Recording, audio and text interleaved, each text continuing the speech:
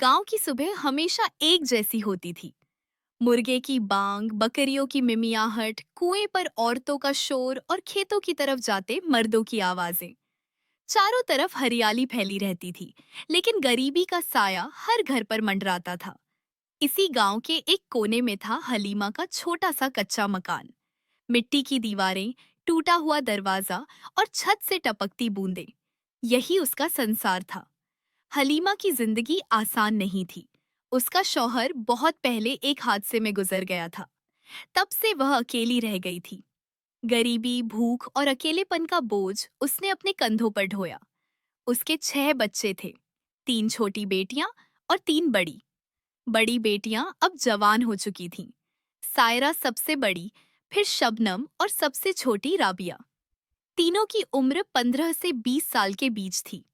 हलीमा मेहनत मजदूरी करके बच्चों का पेट पालती थी। दूसरों के घरों में बर्तन मांजना, कपड़े धोना और खेतों में मजदूरी करना ही उसका काम था। लेकिन गांव में लोग कहते थे, गरीबी भले ही इंसान को झुका देती है, मगर हलीमा जैसी औरतें हार नहीं मानती। बेटियों की खामोशी गांव की औरतें अक्सर हलीमा की बेटियों को देखती तो कहती, अरे, ये लड़कियां हमेशा खामोश क्यों रहती हैं? न कुएं पर पानी भरने आती, न खेतों में दिखती हैं। वाकई, उन तीनों का चेहरा हमेशा डरा हुआ लगता। आंखों में एक अजीब सा डर, होंठों पर ताले और शरीर पर सिकुड़न। सायरा अक्सर रात को अचानक चीख उठती, मगर तुरंत माँ को देखकर चुप हो जाती। शबनम और राबिया भी हमेशा सहमी सहमी रहती।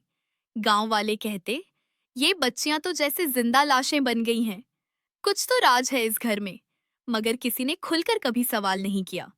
करीम चाचा, गांव का नेक दिल आदमी, हलीमा का एक देवर था। करीम करीम शादीशुदा नहीं था। गांव में लोग उसे सम्मान की नजर से देखते थे। भाई की मौत के बाद बच्चों का सहारा बना है। बच्चियों की देखभाल करता है, रात को घर की रखवाली करता है।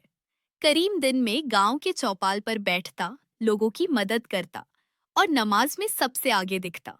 उसकी मीठी बातें और नेकदिली का नकाब इतना मजबूत था कि कोई उस पर शक ही नहीं करता था। गांव की औरतें अक्सर हलीमा से कहती, तुझे किस्मत वाली समझो। ऐसा देवर मिला है जिसने तेरी बेटियों को बाप जैसी सुरक्षा दी। हलीमा भी यही सोचती थी। उसे लगता, मेरे बच्चों का बाप तो चला गया, मगर अल्लाह ने देवर को भेजकर सहारा दिया है। मगर हकीकत बिल्कुल उलट थी। घर की दीवारों के पीछे का डर, रात का अंधेरा जब गांव पर छा जाता, लोग अपने घरों में सिमट जाते, तो हलीमा के घर में एक अलग ही खामोशी छा जाती। करीम बाहर से दरवाजा बंद करता और फिर धीरे धीरे बेटियों के कमरे की तरफ बढ़ता। सायरा, शबनम और राबिया उस खटखट की आहट से कांप उठती। उनके चेहरे पर सिर्फ एक ही सवाल लिखा होता, कब तक? वो चीखना चाहती, चिल्लाना चाहती, मगर गले से आवाज नहीं निकलती। डर इतना गहरा था कि वो जानती थीं, अगर सच सामने आया तो माँ टूट जाएगी और समाज हंस पड़ेगा। करीम की दरिंदगी सालों तक जारी रही। दिन में वो बाप जैसा और रात को दरिंदा। गांव की कानाफूसी धीरे धीरे बेटियों की हालत सबकी नजर में आने लगी। सायरा हमेशा बीमार रहती। शबनम की आंखों के नीचे काले घेरे पड़ गए और राबिया बिल्कुल चुप हो गई। गांव की औरतें बातें करने लगीं। हलीमा की बच्चियों के चेहरे क्यों मुरझाए रहते हैं? इनके कपड़े ढीले क्यों हो गए हैं? कहीं कुछ छुपा तो नहीं रही हलीमा? पुरुष चौपाल पर हंसते हुए कहते, कुछ तो गड़बड़ है उस घर में। ऐसे थोड़े ना लड़कियां खामोश रहती हैं। मगर कोई खुलकर कुछ नहीं कहता, क्योंकि हर कोई जानता था, हलीमा का घर करीम की जिम्मेदारी में है और करीम पर उंगली उठाना यानी पूरे गांव में तूफान खड़ा करना। हलीमा की मजबूरी, हलीमा अपनी बेटियों की हालत देखती तो उसका दिल कांप उठता। वो कई बार पूछती, बेटियों बताओ मुझे, क्यों सहमी रहती हो? लेकिन लड़कियां रोते रोते कह देती, कुछ नहीं अम्मी, बस तबीयत खराब है। हलीमा उन्हें डांटती भी थी, अल्लाह का शुक्र करो, तुम्हारा चाचा है जो हमारा सहारा है।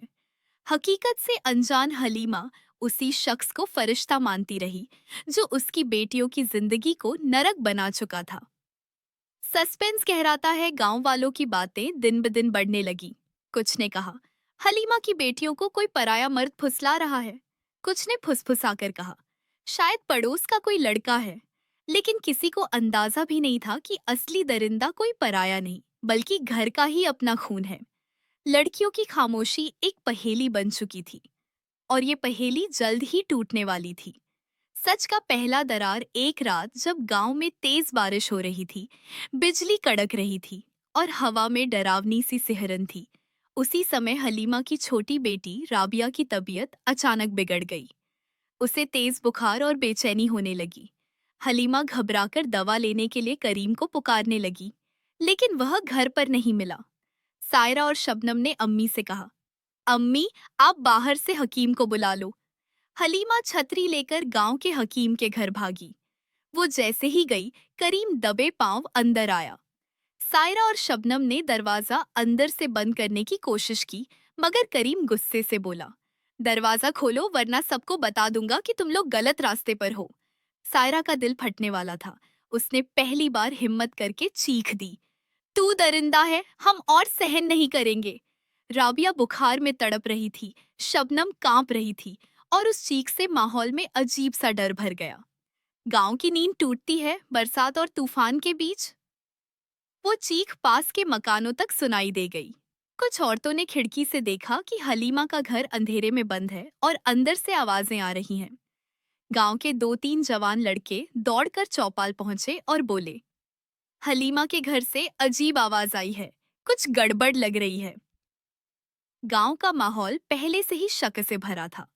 लोग मशाले लेकर हलीमा के घर की ओर बढ़े। करीम दरवाजा खोलकर बाहर आया और नकली मासूमियत दिखाते हुए बोला, राबिया बीमार है। बच्चियां घबराकर चिल्ला उठी, और कुछ नहीं। लोगों ने झांक कर देखा तो सच में राबिया बुखार से कांप रही थी। सब मान गए, मगर सायरा की आंखों से टपकते आंसुओं ने कुछ औरतों के दिल में शक गहरा दिया। हलीमा का टकराव जब हलीमा हकीम को लेकर लौटी तो उसने देखा कि करीम बेहद गुस्से में बेटियों पर चिल्ला रहा है। हलीमा ने पहली बार सवाल किया, क्यों चिल्ला रहे हो बच्चियों पर? बीमार हैं ये, इनका ख्याल करो। करीम ने गुस्से को दबाकर कहा, भाभी, ये लोग बेकाबू हैं, गांव वाले सुन लेते तो बदनामी हो जाती। हलीमा ने बेटियों की आंखों में देखा। सायरा कुछ कहना चाह रही थी, मगर शबनम ने उसका हाथ दबा दिया। उनकी आंखों में इतना गहरा डर था कि हलीमा समझ नहीं पाई, आखिर क्या सच छिपा है। धीरे धीरे खुलता सच अगले दिन गांव की औरतें कुएं पर चर्चा कर रही थीं। कल रात हलीमा के घर से अजीब आवाजें आई थीं। कहीं बच्चियां किसी राज को छुपा तो नहीं रही? और वो करीम हमेशा रात को उसी घर में क्यों रहता है? ये बातें धीरे धीरे गांव भर में फैल गईं। सायरा अब टूटने के कगार पर थी। उसने अपनी दोनों बहनों से कहा, हम और खामोश नहीं रह सकते। अगर माँ को नहीं बताया तो एक दिन हमारी लाश ही इस घर से निकलेगी। शबनम डरते हुए बोली, मगर अगर माँ ने हमें ही दोषी ठहराया तो? राबिया कमजोर आवाज में बोली, अब डरने से कुछ नहीं होगा, सच बताना ही पड़ेगा। आने वाला तूफान सायरा ने निश्चय किया कि अब वो सब बताएगी। मगर उसी रात करीम ने उसकी आंखों में देखते हुए फुसफुसाकर कहा, अगर जुबान खोली तो तुम्हारी माँ को पूरे गांव के सामने बदनाम कर दूंगा। किसी को मुंह दिखाने लायक नहीं छोड़ूंगा। सायरा रोते रोते सहम गई। उसकी आंखों में मौत का साया था। गांव की फिजा और भारी हो चुकी थी। कानाफूसी अब तूफान में बदलने वाली थी, क्योंकि जल्द ही वो एक राज बाहर आने वाला था जो पूरे गांव की नींव हिला देगा। सच का बोझ सायरा पूरी रात जागी रही। उसकी आंखों में नींद नहीं, सिर्फ डर और बेचैनी थी। वो सोच रही थी, अगर मैंने सब कह दिया तो माँ टूट जाएगी, मगर अगर नहीं कहा तो हम सबकी जिंदगी ऐसे ही नरक बन जाएगी। शबनम और राबिया उसके पास बैठी थीं। तीनों बहनों की खामोश आंखों से वही सवाल झांक रहा था, कब तक? गांव में हलचल। अगली सुबह चौपाल पर कुछ लोग बातें कर रहे थे। रहमत काका ने कहा, मुझे तो शक है, करीम जैसा आदमी इतना फरिश्ता नहीं हो सकता। तुरंत ही दूसरे लोग बोल पड़े, चुप रहो, वो नमाजी है, नेक दिल है, सबकी मदद करता है। ऐसे लोगों पर शक करना गुनाह है। लेकिन गांव की औरतें धीरे धीरे अलग सुर में बोलने लगीं। बच्चियों के चेहरे देखो, उनमें कोई रौनक नहीं बची। ये सिर्फ बीमार नहीं है, इनके भीतर कुछ टूटा है। हवा में अब फुसफुसाहट नहीं, सवाल तैरने लगे थे। हलीमा का पहला शक उस रात जब करीम घर लौटा तो उसने हमेशा की तरह बेटियों पर हुक्म चलाया। लेकिन हलीमा का ध्यान अचानक एक बात पर गया। राबिया उससे छूने से भी डरकर पीछे हट गई। उसके चेहरे पर दहशत थी। हलीमा का दिल कांप उठा। वो सोच में पड़ गई। ये बच्चियां अपने ही चाचा से इतनी क्यों डरती हैं? उसने पहली बार सायरा से अकेले में पूछा, बेटी सच बता, क्या बात है, तुम लोग इतने सहमे क्यों रहते हो? सायरा की आंखों में आंसू भर आए। होंठ कांपने लगे, मगर गला सूख गया। उसने सिर्फ इतना कहा, अम्मी हमसे मत पूछो। हलीमा और उलझ गई। तूफान की रात कुछ दिन बाद गांव में ईद का मेला लगा। करीम नमाज में सबसे आगे खड़ा था। सब उसे सलाम कर रहे थे। गांव की औरतें कह रही थीं, हलीमा भाग्य वाली है, उसे इतना अच्छा देवर मिला। लेकिन उसी रात सब कुछ बदल गया। सायरा सहन नहीं कर सकी। करीम फिर कमरे की तरफ बढ़ा। सायरा ने रोते रोते दरवाजा बंद कर लिया और जोर से चिल्लाई, बस अब नहीं। उसकी चीख इतनी गहरी थी कि पास के 2-3 घरों तक सुनाई दे गई। गांव के लोग दौड़े और दरवाजे पर जमा हो गए। करीम बाहर निकल आया और गुस्से से बोला, लड़कियां बिगड़ गई हैं, इन्हें कोई पराया मर्द फुसला रहा है। मैं पकड़ रहा था तभी चीख पड़ी। गांव वाले एक दूसरे को देखने लगे। कुछ ने करीम पर यकीन किया, कुछ के मन में शक और गहरा हो गया। सच का फूटना उस रात जब सब लोग चले गए तो हलीमा ने दरवाजा बंद किया और तीनों बेटियों को सामने बिठाया। उसकी आंखों में आंसू थे और आवाज कांप रही थी। बेटियों, अल्लाह की कसम, अब सच बता दो। अगर तुमने मुंह खोला तो मैं तुम्हें दोष नहीं दूंगी। सायरा चीख पड़ी। उसने माँ के पैरों को पकड़ लिया और रोते रोते कहा, अम्मी हमारा गुनाह सिर्फ इतना है कि हम चाचा की बेटियां हैं। वो रात को। उसकी बात अधूरी रह गई। शबनम और राबिया भी फूट फूट कर रोने लगी। हलीमा का दिमाग सुन्न हो गया। जमीन उसके पैरों के नीचे से खिसक गई। उसकी चीख घर की दीवारों को चीरती हुई आसमान तक पहुंच गई। हलीमा का फैसला सुबह होते ही हलीमा सीधे चौपाल पर पहुंची। उसने गांव के सब लोगों के सामने कहा, आज मैं अपनी बेटियों की इज्जत और अपने खुदा की कसम खाकर कहती हूँ, मेरा देवर करीम कोई फरिश्ता नहीं बल्कि दरिंदा है। उसने मेरी बेटियों की जिंदगी बर्बाद की है। गांव पर सन्नाटा छा गया। लोग एक दूसरे को देखने लगे, कुछ हैरान, कुछ गुस्से में और कुछ चुप। करीम ने तुरंत झूठी कसम खाई, भाभी झूठ बोल रही है, मैं मासूम हूँ। ये बच्चियां बिगड़ चुकी हैं। लेकिन बेटियों की आंखों से बहते आंसू और कांपते होंठ उस सच की गवाही दे रहे थे जिसे अब दबाना नामुमकिन था। गांव का फैसला चौपाल में बहस छिड़ गई। कुछ लोग बोले, नमाजी पर इल्जाम लगाना गुनाह है। कुछ औरतें चिल्लाईं, लेकिन इन मासूम बच्चियों का क्या, क्या ये सब झूठ रो सकती है? माहौल गर्म होता चला गया। अंत में बुजुर्गों ने कहा, ये मामला पंचायत के सामने रखा जाएगा। सच और झूठ वहीं साबित होगा। हलीमा की आंखों में अब डर नहीं था। उसके चेहरे पर आंसू थे, मगर साथ ही एक जंग छेड़ने की हिम्मत भी थी। क्योंकि अब खामोशी टूट चुकी थी और खामोश गुनाहगार का असली चेहरा पूरे गांव के सामने आने वाला था। पंचायत की सुबह गांव की सबसे बड़ी चौपाल पर आज भीड़ जुटी थी। पुरुष अपने सफेद कुर्ते और धोती में बैठे थे। औरतें थोड़ी दूर खड़ी होकर तमाशा देख रही थीं। हर किसी के चेहरे पर उत्सुकता और तनाव था। पंचायत के बुजुर्ग मौलवी साहब ने कहा, आज का मामला बहुत बड़ा है। एक ओर हलीमा और उसकी बेटियां हैं, दूसरी ओर उसका देवर करीम। हमें सच निकालना होगा। भीड़ में खुसर पुसर होने लगी। कुछ लोग बोले, करीम नमाजी है, नेक दिल है। दूसरे कहने लगे, मगर बच्चियों की हालत देखो, सच छुपता नहीं है। करीम का बचाव करीम आत्मविश्वास से आगे बढ़ा। उसने लंबा कुर्ता पहना था, हाथ में तस्बीह थी और चेहरा मासूमियत से भरा हुआ। पंचायत के लोगों, ये सब इल्जाम झूठ है। मैंने अपनी जिंदगी गांव की सेवा में लगाई है। भाई की मौत के बाद मैंने भाभी और उनके बच्चों को सहारा दिया। आज वही लोग मेरे खिलाफ खड़े हैं। आप ही बताइए, क्या ये इंसाफ है? गांव में कुछ लोग ताली बजाने लगे। सही कह रहा है करीम, ऐसा नेक इंसान गलत नहीं हो सकता। बेटियों की गवाही तभी मौलवी साहब ने कहा। हलीमा की बेटियां आगे आएं और सच बताएं। सायरा कांपते हुए खड़ी हुई। उसकी आंखों में आंसू थे, लेकिन आवाज में सच्चाई की तलखी। हम चुप रहे क्योंकि डरते थे माँ टूट जाएगी, समाज हंसेगा। मगर अब और चुप नहीं रह सकते। हमारे चाचा ने हमारी मासूमियत छीन ली। दिन में वो फरिश्ता बनता रहा, रात को हमारी रूह नोचता रहा। सायरा की बात सुनते ही चौपाल में सन्नाटा फैल गया। शबनम और राबिया भी रोते हुए बोलीं, ये सच है, हमने सालों तक सहा है, अब और नहीं। हलीमा का दर्द, हलीमा भी खड़ी हुई। उसकी आंखों से आंसू बह रहे थे। मैंने अपने देवर को फरिश्ता समझा, उसे अपने बच्चों का बाप माना, मगर उसने ही मेरी बेटियों की जिंदगी बर्बाद की। मैं कसम खाती हूँ, ये बच्चियां झूठ नहीं बोल रहीं। अगर आज इन्हें इंसाफ नहीं मिला तो फिर किसी माँ की बेटियां सुरक्षित नहीं रहेंगी। पंचायत का गुस्सा, बुजुर्गों ने आपस में मशवरा किया। गांव के कई जवान लड़के गुस्से से चिल्ला उठे, दरिंदे को सजा दो, मासूम बच्चियों का गुनाहगार बख्शा नहीं जाएगा। करीम घबराने लगा। उसका नकली चेहरा टूट चुका था।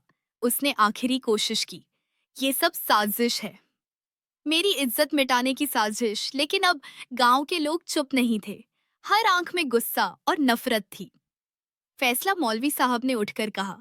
पंचायत का फैसला है कि करीम जैसे दरिंदे को गांव में जगह नहीं, उसे गांव से निकाल दिया जाएगा।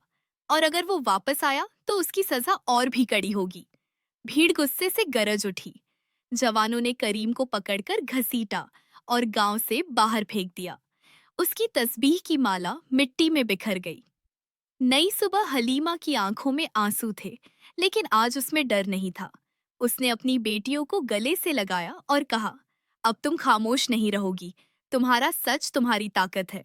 गांव की औरतें आगे आईं और बेटियों को गले लगाकर बोलीं, आज तुमने हम सबकी आंखें खोल दी हैं, अब कोई बेटी चुप नहीं रहेगी। गांव की हवा बदल चुकी थी। करीम जैसे खामोश गुनाहगार का सच सामने आ चुका था, और हलीमा की बेटियां पहली बार हल्के आंसुओं के बीच मुस्कुराईं। गांव का बदलता चेहरा, करीम को गांव से निकाल दिए जाने के बाद गांव की फिजा बदली बदली सी हो गई। लोग अब फुसफुसाकर बातें नहीं करते थे, बल्कि खुलकर कहते थे। हलीमा की बेटियों ने हिम्मत दिखाई। अगर वो चुप रहती तो दरिंदा और बेटियों की इज्जत बर्बाद करता। औरतें कुएं पर अब एक दूसरे से कहती, आज बेटियों ने साबित कर दिया कि खामोशी सबसे बड़ा गुनाह है। हमारी बच्चियां भी अगर किसी मुश्किल में होंगी तो हम चुप नहीं रहेंगे। धीरे धीरे वो गांव, जो पहले सवाल करने से डरता था, अब सच कहने लगा। बेटियों की नई शुरुआत, सायरा, शबनम और राबिया के चेहरे पर अब भी दर्द की लकीरें थीं, मगर आंखों में डर की जगह एक अलग चमक थी। सायरा ने अम्मी से कहा, अम्मी, हम पढ़ना चाहती हैं। हम चुप रहकर जिंदगी नहीं काटेंगे, बल्कि कुछ बनेंगे, ताकि दूसरी बेटियों को हिम्मत मिले। हलीमा की आंखें भर आईं। उसने बेटियों का माथा चूमते हुए कहा, हाँ बेटियों, अब तुम मेरी कमजोरी नहीं, मेरी ताकत हो। गांव के एक मास्टर साहब ने आगे आकर कहा, मैं इन्हें पढ़ाऊंगा, ये गांव की मिसाल बनेंगी। समाज की सोच में बदलाव। अब जब पंचायत लगती तो बुजुर्ग खुद कहते, करीम का सच हम सबके लिए सबक है। हमें अपनी बेटियों की आवाज सुननी होगी, उनकी खामोशी को मजबूरी मत समझो। गांव की कई औरतें अपनी तकलीफें खुलकर बताने लगीं। पहली बार गांव में ये बात फैल गई कि औरत की चुप्पी उसकी इज्जत की रक्षा नहीं, बल्कि गुनाहगार की ढाल है। हलीमा की मुस्कान दिन बीतते गए। सायरा और शबनम अब गांव के बच्चों को पढ़ाने लगी। राबिया की तबीयत सुधरी और उसने सिलाई सीखना शुरू किया। हलीमा का छोटा सा टूटा फूटा घर अब उम्मीद का घर बन चुका था। गांव की औरतें अक्सर वहां आकर कहती, तुम्हारी बेटियों ने जो किया वो कोई बेटा भी नहीं कर सकता। हलीमा की आंखों से आंसू गिरते, मगर इस बार वो आंसू गम के नहीं, बल्कि गर्व के होते। आखिरी संदेश, गांव ने बहुत कुछ सीखा। औरतें अब सिर्फ खामोश तमाशाई नहीं थीं। हलीमा की बेटियों ने अपनी पीड़ा को ताकत में बदल दिया था। सायरा एक दिन चौपाल पर खड़ी होकर बोली, आज हम सिर्फ अपने लिए नहीं, बल्कि हर बेटी के लिए लड़ रही है। हमारी कहानी सबको याद दिलाए कि गुनाहगार चाहे घर का ही क्यों ना हो, सच बोलना ही सबसे बड़ा इंसाफ है। गांव ताली बजाने लगा।